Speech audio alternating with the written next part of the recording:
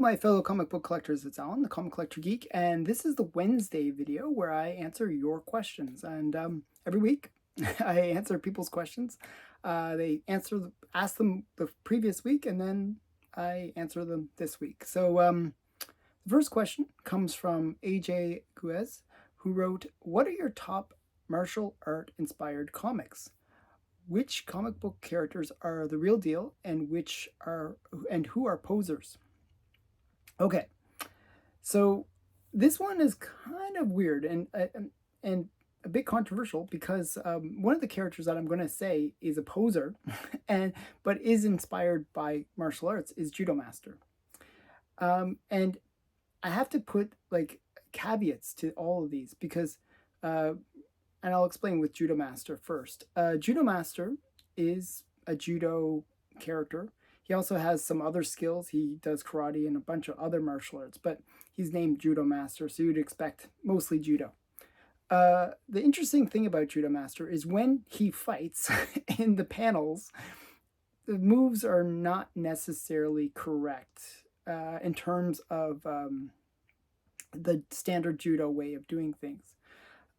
So those I would say are posers kind of things. So there was one move where he's like fighting this big Asian guy, I think the Storm of something or something, Storm Mountain or something crazy, and he's doing a move where his both arms are like, his one arm is behind the shoulder, and you can do that grip, that's okay, but he also grabs that arm. So he should grab the other side. So standard judo grip is one on either the lapel or on the back, and one on the other opposite arm. So that's kind of a standard judo grip. He had both on one side. The problem with having both on one side is if it's not controlled, basically the person just slips around and it doesn't work very well. There are things like seonagi where you actually do attack both on one side, but it's a different position. And you throw a different way than what he was depicted as throwing in the comic. And I think the reason for that, and the reason I'm explaining this, is to understand that sometimes it looks cooler if you do it a certain way. So a lot of the time the moves were kind of unrealistic, but looks cooler. It's sort of like the same in movies. I see a lot of judo used in movies, and you see people just flying in some really weird way. A lot of the time they'll use a throw called tomonagi, which is a leg throw on the stomach. It means literally leg, I think it's leg wheel, toma, and then nage. Okay, just forgetting all my Japanese. So the point is, it's a move where you generally fall onto your back and then you put your leg up, the guy's stomach goes on that, and you wheel him over, and he just rolls over. It's a very cool move, very flashy, but it actually works. It's a very useful move. But the point is, that looks cool. It looks cool in movies. It looks cool when you draw it in comics, and that a lot of the posing that is due to the fact that they want to make it look exciting. Now, the interesting thing about Judo Master is in the same comic, they will show the standard judo moves, and they'll actually teach some of the judo moves, and they're actually taught well. They actually show in the same comic where I was complaining about it, they had like Hizaguruma being shown, and they showed it correctly. So a lot of the time, you see these things in the comics, but they're done to make it look flashy. And when they actually, I think they try to balance it out where they feel like, oh, we better demonstrate it so that we don't look like we don't know what we're doing. So they demonstrate the moves as well. And I've seen that in a lot of comics. So some of the other ones that are kind of judo or martial art inspired would be Black Cat. A lot of the female Golden Age characters were kind of martial art inspired. They figured if these sort of socialite females had like some martial arts skills, then they could be crime fighters. So you got Miss Mask, you got Black Cat, you got Lady Luck, Sun Girl, all of the Miss Fury, all have martial art skills or some kind of martial art talent that they employ. Another one would be Batman. He uses a lot of martial arts as well, and probably the most famous character. There's a whole bunch of characters that use a judo or some kind of martial arts. I think of also like Shang-Chi and all those ones. So a lot of the time, again, it's all flashiness that not necessarily realistic sometimes. So, but I wanted to show you a couple comics just to make it comic related, where they actually show a move correctly and it's well done. So this is a good example of actually a reasonably well done. So this is a drop Seo. I mentioned Seonagi. This would be kind of maybe a Seotoshi, it's kind of called. Where basically she's grabbed him, and both arms are on the same side, but you can do it this way if you throw it. And then the cool thing about it is, one of the things as a judo instructor, and here's the judo instructor in the back, is what I always do is I stand behind the person throwing. So when they start the throw, they're looking at me, and then I say, finish the throw by looking at me, and that way that makes them make that complete rotation with their head. And when you do that, your shoulder will turn and you'll actually get a better throw. So in a way, that's what she's doing exactly. It's really nice to see. This is really good form. So so this is Leave It to Binky, but just a interesting fact that she's actually doing it correctly. The next one is kind of interesting. And this is maybe a bit on the hokey side, but it has some validity to it. This is a Black Cat one. And I like this cover because it shows like a whole bunch of moves.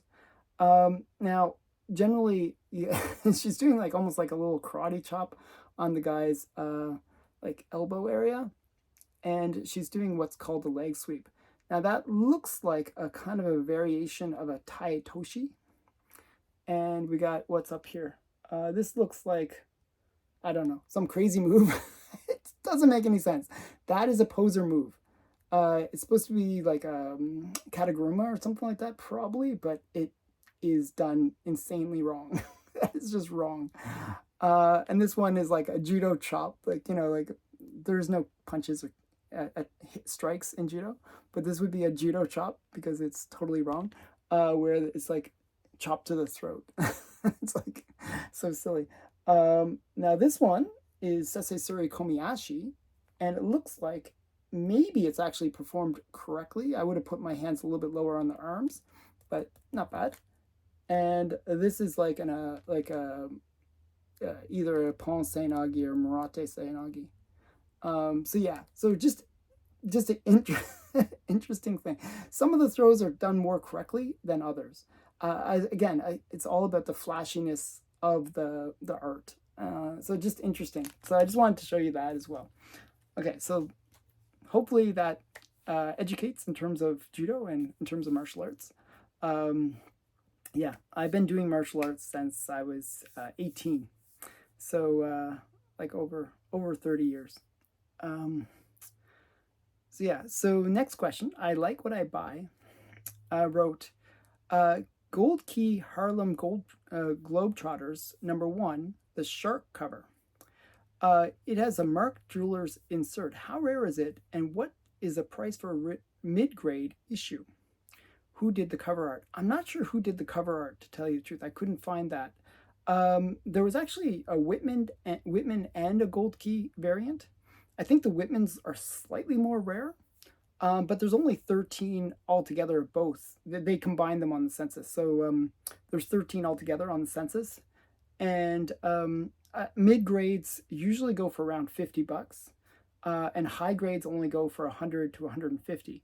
Now, if you have the marked jeweler's insert, it usually goes for 2 to 3 times what the regular versions go for, but they'd be incredibly rare. As I said, there's a very few number of these on the census. Usually when you have a low census count like that, does not necessarily mean that it's as rare as the census might imply.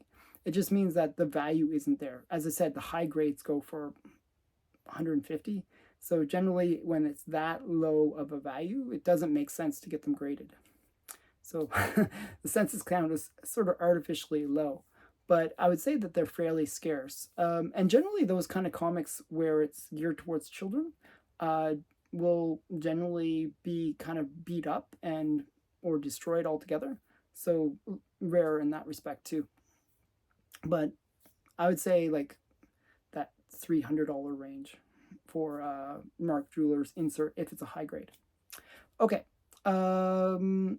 Next question comes from another question from I Like What I Buy. Recently, I recently acquired Freelance Comics number 34 from Anglo-American Publishing, which is actually a comic that I mentioned on my list. And this guy, I Like What I Buy, you got it for a steal. I think you paid like $50. I think it's worth like more than that just because it's a pretty major book. It's pretty rare. Can you give me some history about freelance books and their rarity? Show us some books, please. Is it considered a Canadian white? Okay, so I wanted to show a couple Canadian whites and speak to their rarity and also to what is generally considered a Canadian white and what's not considered a Canadian white, and what I actually consider a Canadian white. So there's like a lot of different versions. Okay, so what is a Canadian white in general? Well, Canadian whites were comics that were introduced into Canada after the War Exchange Conservation Act. And basically what this act did was it worked to eliminate American comics from coming into Canada. And the reason they did that, it was during the war, and they were trying to conserve paper and also kind of protect the Canadian economy. And so they basically had sort of a trade embargo on comics coming from the US for about 10 years, from 1941 all the way up into the 50s, early 50s. I think 53 is actually where it stopped. But the sort of Canadian white era of that is from 1941 to 1947 for most people.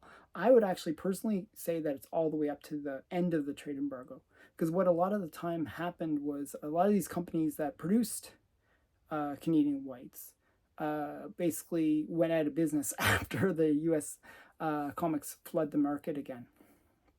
So you had companies like Maple Leaf, Anglo-American Press, publications, I should say. And there was a bunch of others that sort of popped up during, Bell Features is another big one, that popped up during the trade embargo. And they basically, when they first started creating the comics in Canada, they did it with very cheap paper, very, very cheap paper. And they did it where a lot of them were printed in a very specific way. And I'll show you what I mean by that with this one. So this is a standard Canadian white. Really, you can see how, like, I'm not sure if you can see how cheap the paper is, but it's like almost like tissue paper.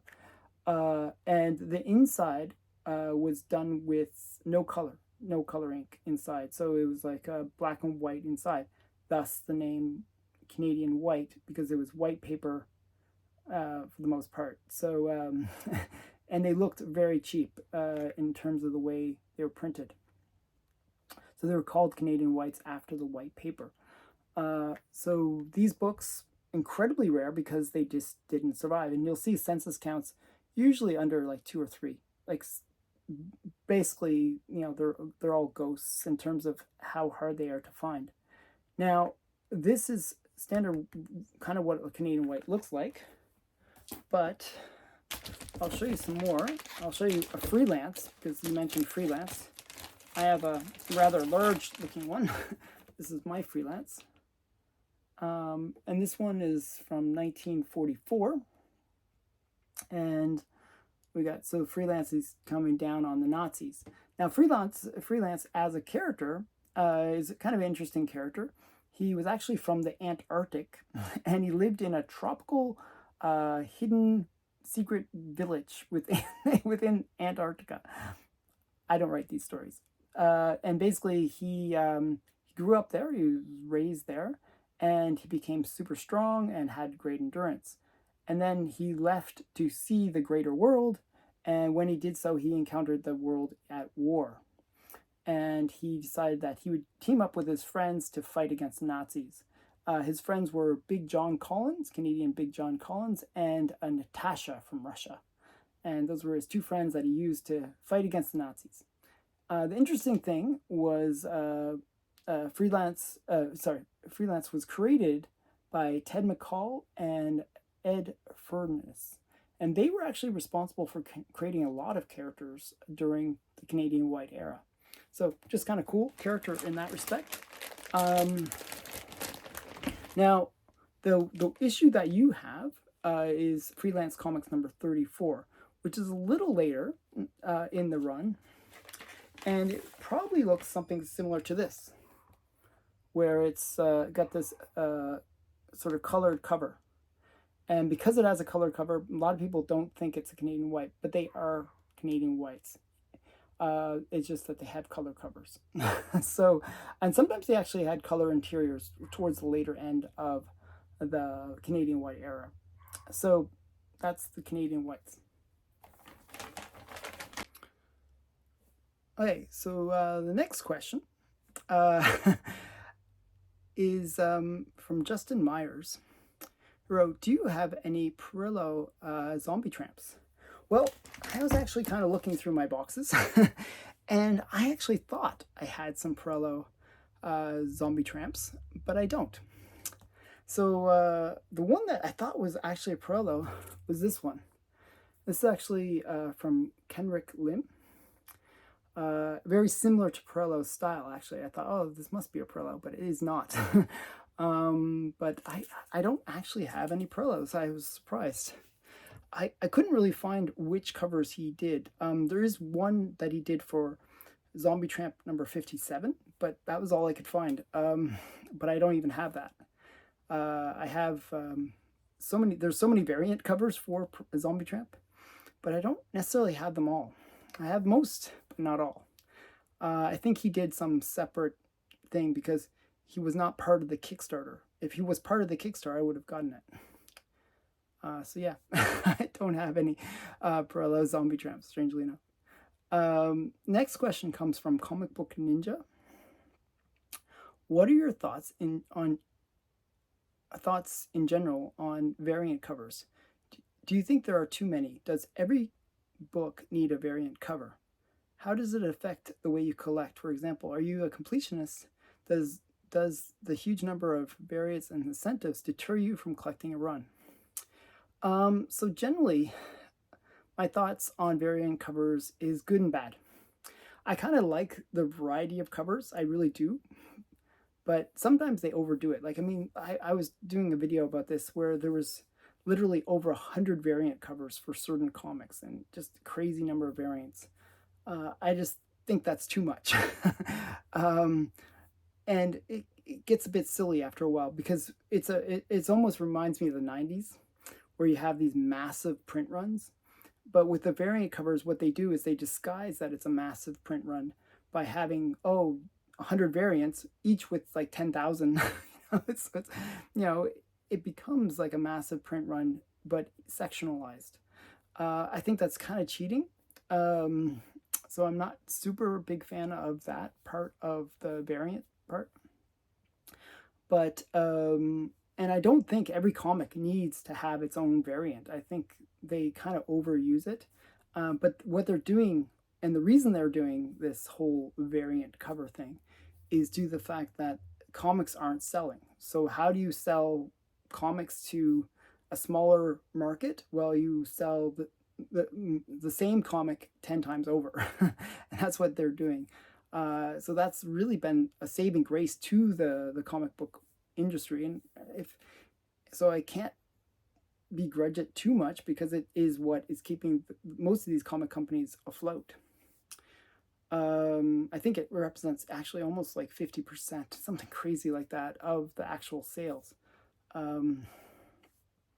So does it impact me in terms of being a collector? Well, generally what I'll do is I will pick, like if it's a key issue, for example, I'll pick the variant, either the A cover or the variant that I like the most. If there's like a cool, sexy girl cover, well, I'll pick that. So generally that's how I collect nowadays.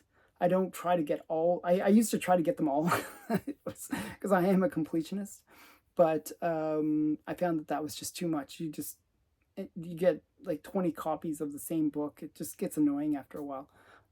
So that's generally been my approach to it. I find there's too many variants for the most part. I kind of want them to focus on making better stories and then do variants. But yeah, that'd be my opinion about that. K. Munin wrote, why was the term panapictographist created and who invented the term? Just found out that they make comics of Sonic the Hedgehog. Do you own any? I don't have any Sonic the Hedgehog comics, but I do have Sonic's first appearance, if that makes sense. So Sonic actually appeared in Justice League Europe as an insert that was put there. So I do have that. So you can look for that. I think it's like Justice League Europe 30 something. I can't remember the number, but it's in that era, and it's like a Lobo cover. So if you look for that, you'll Lobo and some pinkish guy. I forget what the pinkish guy's name is, but yeah, that has the insert for Sonic. Now, in terms of the panapictographist term, I was trying to find the origins of that word.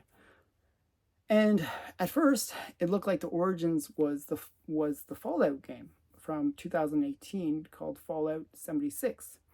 And that looked like the origin. Because there was actually, in that game, you could unlock an achievement called like the panapictographist. Okay, so you could unlock that achievement. Now, that is not the origin of the word.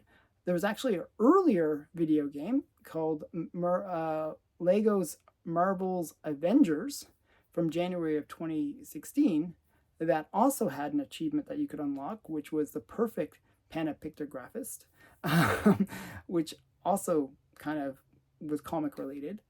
But then I did some more searches, and there was an article from 2012 where they talk about this one collector of comics, and he referred to himself as a panapictographist. And then I found earlier stuff than that from 1997. There was actually a store on eBay where it's the Panapictographic Plus is the name of the store. So I know that the term has existed at least since 1997.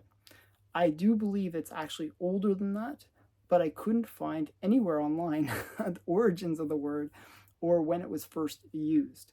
There's actually a tool on Google that allows you to track the word usage over time, and it found nothing for the term.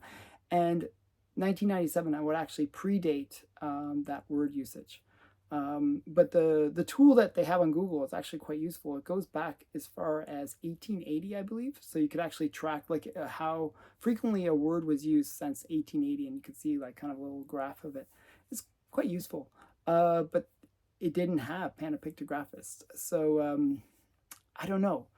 And you're probably wondering by this point, what is a panapictographist? Well, panapictographist is a person who collects comics. I actually did a YouTube short about it because I learned the word and I was like, oh, that's really cool. So if you're not familiar with the term, it's panapictographist.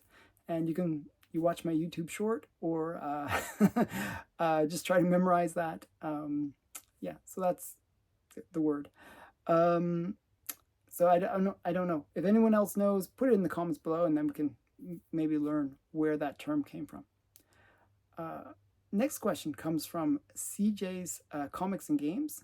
A lot of US eBay sellers won't ship internationally. Being a Canadian, have you ever missed out on any comic books you really, really wanted because of this? Yes. So for the longest time, I was really trying to get an X-Men number 5, the first appearance of Dr. Doom. And I was really, really, really trying to get that. A lot of the eBay sellers wouldn't even ship to Canada, so I couldn't even bid on, even approach those ones. However, there was an auction that I did bid on, and I won. And I won it for a great price. I was really excited. I won this X-Men book, or actually, what am I saying? X-Men. Fantastic Four. Fantastic Four number 5. Sorry for the confusion. Fantastic Four number 5. And I was like so excited because it was a great price. It was a nice grade. And I went to get it shipped. And the guy's like, oh, you're in Canada. And he canceled the order.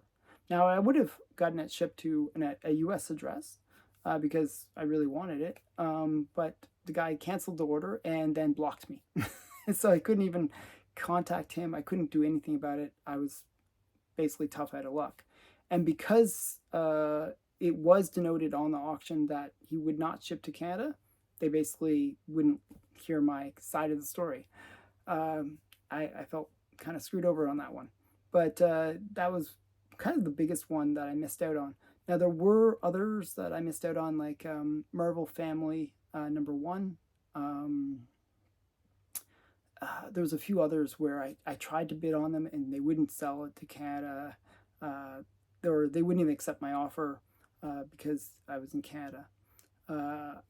After using Stackery, those issues have now been removed, because what I do is on eBay, for example, I will denote myself as being American. I'll use my Stackery address as my home address, and therefore I can look at anything pretty much online. There's actually some European sellers that won't ship to Canada either. It's weird. They'll ship to the US but not to Canada for whatever reason. Yeah, so it can be annoying. Just so you know. So yeah, next question comes from Cosmic Trekker. This is actually the last question. Cool books as always. I have a question that might have been already asked, but let's assume that alien race invades the Earth. It could happen, you know, and allows you to keep 5 books out of your entire collection, and the rest must be destroyed. Which 5 books would you keep? And could you answer what is special about those and that would make you keep them? Okay, so the books that I picked are actually kind of interesting. And this would change on a daily basis. You ask me this same question tomorrow and I'll give you a different answer. Every day I'll give you a different answer because I go kind of through these phases where I like certain books more than others. But the ones that I chose based on today and what I'm feeling about them today. So the ones I chose actually are kind of interesting. The first one is Police Comics number 1. This book was really hard for me to get. I don't think I could afford it again. And I felt really lucky when I got this one because I got it for a great deal because it is restored. This is a great book. It's the first appearance of both Phantom Lady and Plastic Man. So I really like this book. I've been wanting this book since I was young. Like I always wanted to get the first appearance of Plastic Man. This was a major grail for me to get in my collection. So this is kind of a book that I wouldn't want to see destroyed because it'd just be hard to replace. Now there's a lot of books that I probably should include on this list, but you gave me 5, so there's that one. And I try to pick sort of a variety here. So the next one is Phantom Lady, number 17. This is another big book, another one that I never thought I would own. So again, got it restored. It's a restored book, I should say. And because of that, I got it for a great price. I think I paid $14,000 for it. It's pretty expensive, but in an 8.5, it can go over $300,000. So yeah, I didn't think I would get this book ever in my collection. I was excited to get it, and I really love this book as a good girl art example. So what I wanted, like in the 5, like because everything else gets destroyed, I'm kind of thinking that maybe the alien race, because they're invading, maybe only let me ever have 5 books. So I would like to have books that represent different genres within the comic industry, market, I should say. And this one kind of represents the good girl. So, and that's a big portion of my collection. So I'd like to have the kind of the crown jewel of the Good Girl art covers. This is a Matt Baker cover, just a really great one. I love this one. Great headlight cover too. Okay, next one is All-Star Comics number 8. This was my first big book that I ever got. I paid like 20,000 Canadian for it, which is about 14,000 US. Just a really major grail. It's the first appearance of Wonder Woman. This is the book that really made my eyes open in terms of the ability to go for big books. I didn't think I'd ever be able to get like a first appearance of Wonder Woman. I just didn't think it was in my capabilities. But now, after getting this, I kind of opened my eyes to getting more and more bigger books. So this one kind of led to the path of getting a lot of the big books that I have in my collection today. So it's kind of important to me to that way, a reason. And it is still the first appearance of Wonder Woman, so it'd be a cool book to maintain in my collection. And it's a really expensive book. So that's the other one. The next one is an interesting one. I talked about Canadian whites earlier in this video. Well, this is probably the most important Canadian white there is. This is a like NG cover. It means coverless copy. Copy of this book. So NG copy. It's missing the cover, but it's still very valuable and very rare. I think there's only 3 copies known to exist. And to see this one get destroyed would be a piece of Canadian history lost. It is a Canadian white, and this is what the Canadian whites look like on the inside. So you got, as I said, the white paper, it's kind of gone not white now, but and the black ink. But this is the first appearance of Nirvana, of the Northern Lights, and just a key character because she's the first female superhero created in Canada, and she actually was created before Wonder Woman, so major historical character for Canada, and she appears in this comic for the first time, and it's one of the first Canadian whites known to exist. So this is from 1941, and it's just a great book. So very major book, piece of Canadian history. I wouldn't want to see it get lost. Okay, so those are my first 4. My last one is related to another question that was on this list, which was about Zombie Tramp. I actually would love to I would keep this book, even though it's maybe the lamest of the books that I've shown, but it is a major one to me. It's the first appearance of Zombie Tramp. It's incredibly scarce, less than 10 on the census. I actually believe that this is one of the rarer versions of Zombie Tramp because it's the first printing where there's a bit of the error with it. And there was only 100 known to be printed of this. So very extremely rare book, and just one that is ghost. It's hard to replace this one. It's kind of one that was part of the kind of captures the bit of humor that I have with my comic collecting. I don't take myself super seriously, even though it might seem that way sometimes. But this one is kind of a goofy comic. It's silly story, bit of sexiness to it, and kind of fun. I enjoy it. So this is Zombie Tramp number 1 would be the 5th book that I would keep. And you ask me tomorrow, and I'll say 5 different books.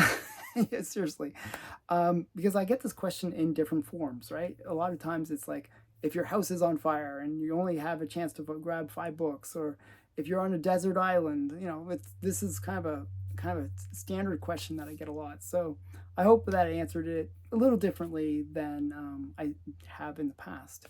I hope you enjoyed these answers to your questions. If you have a question you would like to ask, put it in the comments below, and I will do my best to answer it next week. Thanks for watching. I hope you enjoyed this video. Bye for now.